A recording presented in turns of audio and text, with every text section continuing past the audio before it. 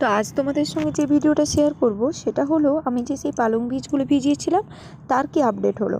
তো সেই পালং বীজগুলোকে আমি একটা সুতির কাপড়ে এইভাবে বেঁধে রেখে দিয়েছিলাম, তার মধ্যে এবারে হালকা করে জলে স্প্রে দিতাম। তো দেখো এই 2-3 দিন স্প্রে করতে বেশ ছোট্ট ছোট্ট অঙ্কুর বেরিয়ে গেছে।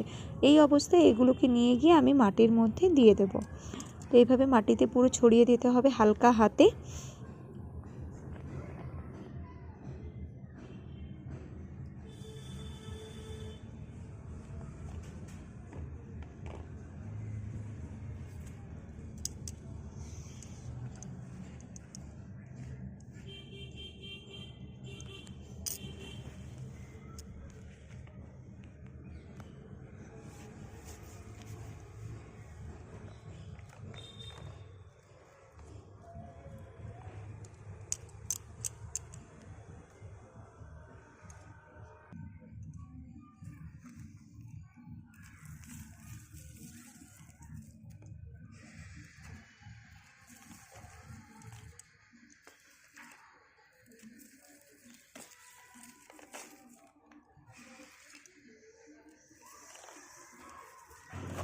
তো এখন আমার বীজগুলো সমস্ত ছড়ানো হয়ে গেছে। এরপর একটা মাটির লেয়ার কিংবা বালির লেয়ার কিংবা কোকোপিট, তোমরা যে যেটা পাবে তোমাদের কাছে অ্যাভেলেবেল আছে যেগুলো, সেগুলো নিয়ে এর একটা লেয়ার চাপা দিয়ে দেবে বীজের উপরে।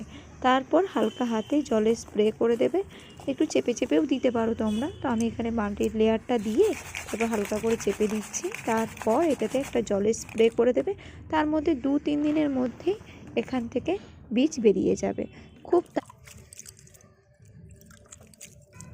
খুব তাড়াতাড়িতে না এই পদ্ধতিতে গাছ বেরিয়ে যায়, বেশি দিন লাগবে না, একদিনের মধ্যেই দেখবে হয়তো এখান থেকে গাছ বেরিয়ে যাবে। আর এমনি যদি তোমরা বীজ ভিজিয়ে তারপরে স্প্রে করে মানে জল মাটিতে দিয়ে রাখো এবং তারপরে জল স্প্রে করে করে করো, তো দেখবে তাতে না তোমাদের প্রায় অনেক দিনই সময় লাগবে বীজটা জার্মিনেট হতে। আর এই পদ্ধতিতে খুব তাড়াতাড়ি বীজটা জার্মিনেট হয়। তো আমার এই ছোট্ট অভিজ্ঞতাটাই তোমাদের সঙ্গে শেয়ার করলাম। যদি ভিডিওটা ভালো লাগে তাহলে অবশ্যই চ্যানেলটি সাবস্ক্রাইব করে রেখো। টাটা।